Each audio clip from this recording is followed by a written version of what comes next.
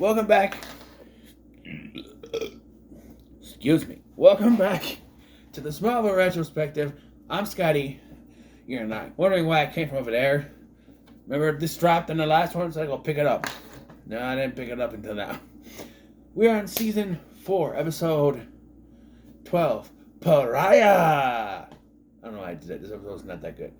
So, on the heels of the last episode, Clark and Alicia are dating each other. And right away, Lois is back for some reason. There is really no reason why she's here.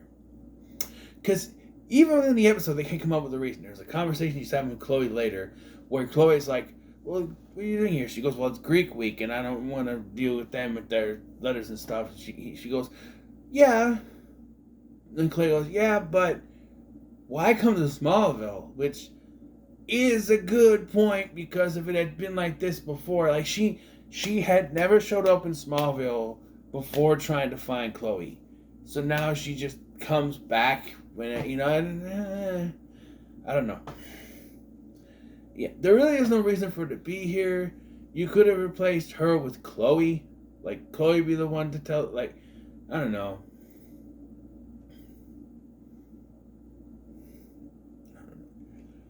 But Clark, they're doing karaoke, singing I Love Rock and Roll like Joan Jett and the Heartbreakers.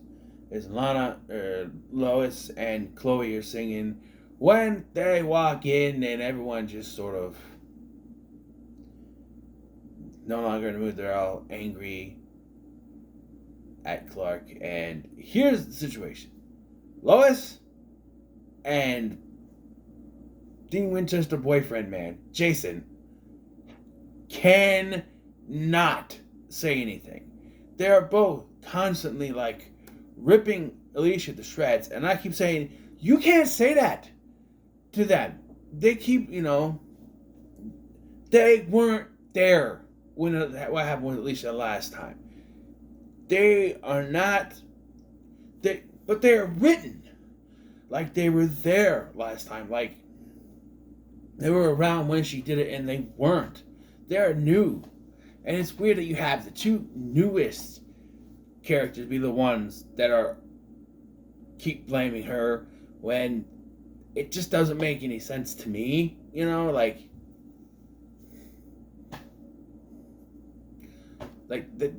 can't say that because they weren't there, right? Like, Jason is all mad. So, like, Alana gets attacked when she's in the shower, and because the door was locked, they think it was Alicia.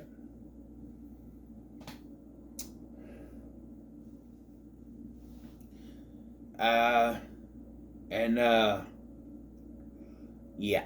So, yeah, and even when Lois shows up to the hospital, she's blaming Alicia, and it's just like, and like everyone in town is just like, no, it was Alicia, she did it, and of course, blah, blah, blah. And then Jason is attacked in his car with Alicia's scarf. So now Clark is defending her, and when that happens, he starts to think, oh, it was her. He even confronts Alicia with it. She goes, well, it wasn't me, I didn't do it. She doesn't have her wrist bracelet anymore because she thinks she's fine with it. Well, after the last episode, I would say no, she's got to wear that thing. But, yeah. Look, I don't like how they incorporated the villain into this episode, because he's just a random guy who shows up to ask Lois out. And then we follow them on their date, and he makes like a comment about how there needs to be better values in a town like this, and then starts going off on the fact that Lana and Jason are dating when he was a coach and a student. Automatically telling Lois, you know what? He did it. And so she's like, you know what? I gotta go do some studying. Yeah. And we as an audience already know it's not Alicia, because when a person attacked Jason, we see this little sand dust thing disappear into the thing. So we know it's not Alicia. She doesn't do that. I want the people to believe. Yeah. So Alicia, again, wants Clark to go to the sheriff and tell the sheriff his secret so that, she wasn't the only one that's been ridiculed for this. And he doesn't want to do that, So, she basically forces his hand by kidnapping Chloe, going into her car, driving it really fast down the road, right? And calling Clark saying her car's out of control. Now this confused me. She teleports herself and Chloe out of the car as Clark catches the car when it jumps off this little ramp thing. The car should have stopped when they teleported out because there was nothing on the accelerator. For a car to move, you have to put your foot on the accelerator. I don't drive, and even I know that. As far as I know, we don't see anything, right? So, I don't know. It makes no sense. It makes no sense how the car was still moving when they were out of the car. It just makes no sense. None at all. None at all. None at all. It's confusing. It is. Very much confusing. Yes. No. Yes. No. Yes. It is very confusing. So was that. I don't know why I did that. But, yeah, Chloe sees Clark catch a car. So now she knows about his powers. And you know what? It's about damn time. Now, I know they went through this whole thing with Pete and how it,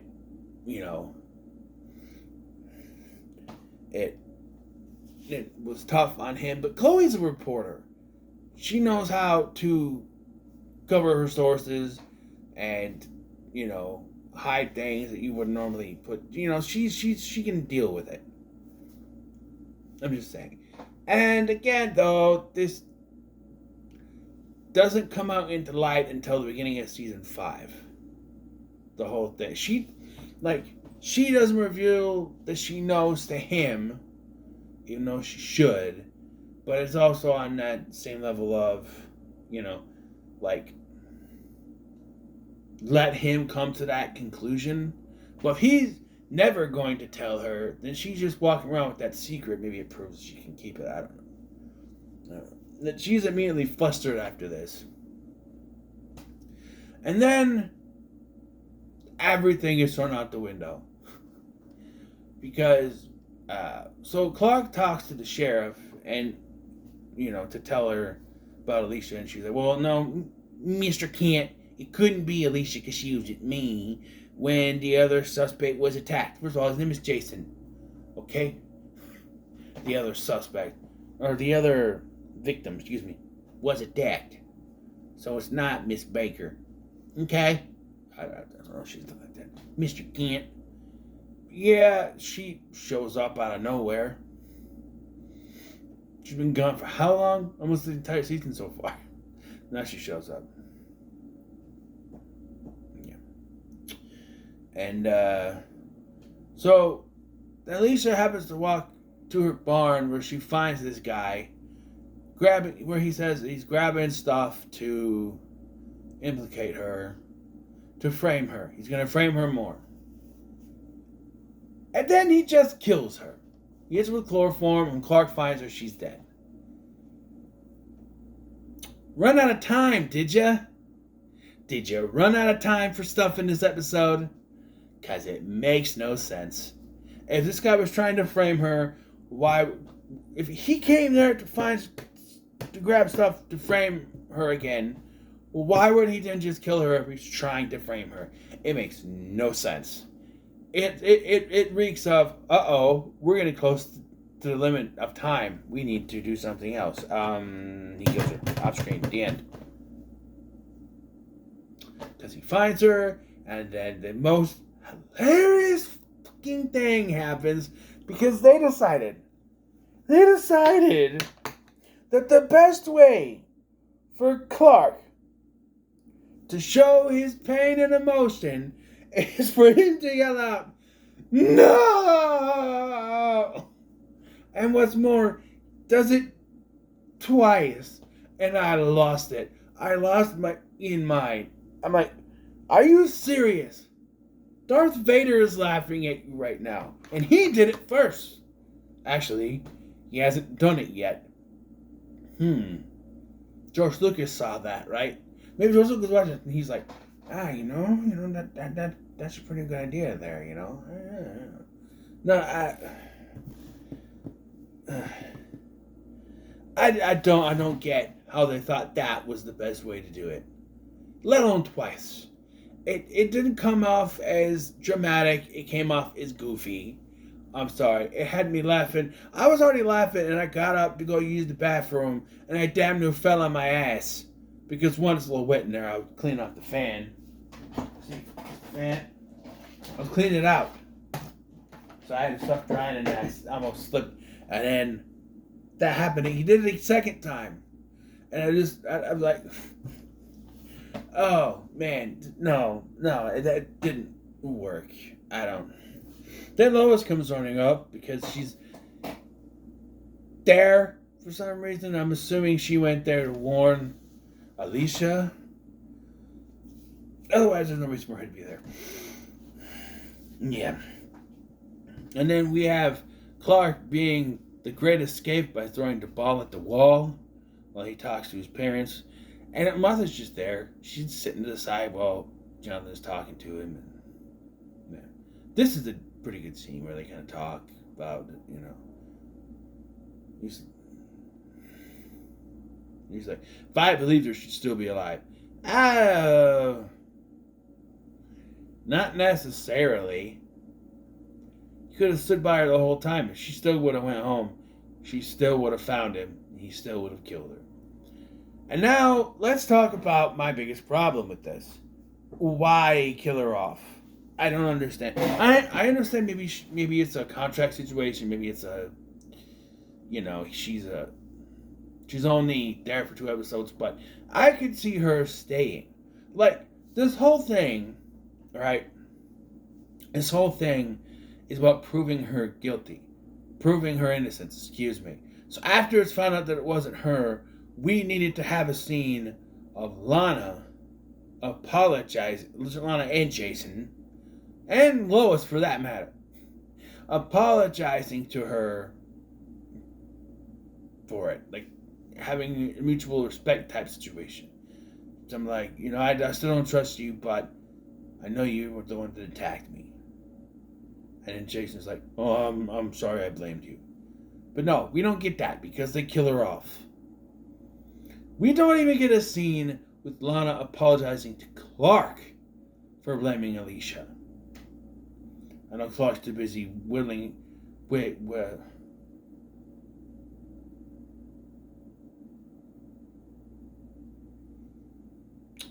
being pitiful, pitying himself. I don't know. Wallowing in self pity. I don't know. Too busy being upset. But yeah, I felt like that wasn't the way it should have gone. And I see Alicia could have stayed on. You know, even doing the thing with that thing on her arm, so her powers aren't always there because her powers are kind of OP, teleporting everywhere. She could have stayed on and been like a side character for the rest of this season at least. We didn't need to kill her off. Like, you had this whole thing in the last episode about how he needs someone that he can tell, that he can be with, that can understand his abilities and knows about it. And she comes back, and you have it. Well, I know that he and Lana were endgame, sure, but she's also got a boyfriend now too. So if something happens in season 5, or, you know, she says, I'm going to leave, whatever. Or Alicia dies then or something. Maybe she gets hit by a meteor strike. I don't know.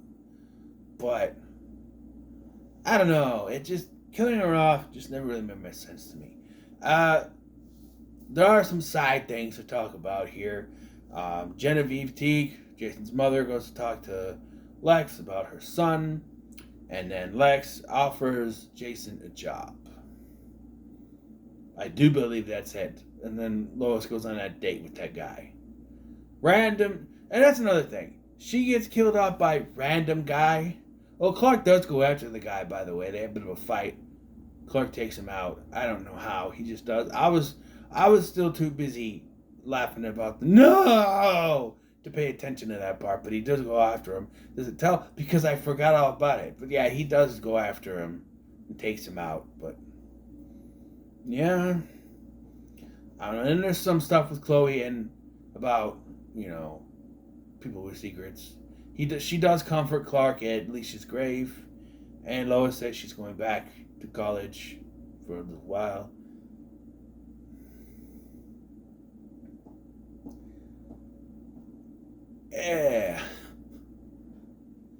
Yeah, it does feel like they're forcing Lois in these episodes. Like, why was she in Spell? Because they needed a third witch. Why was she here?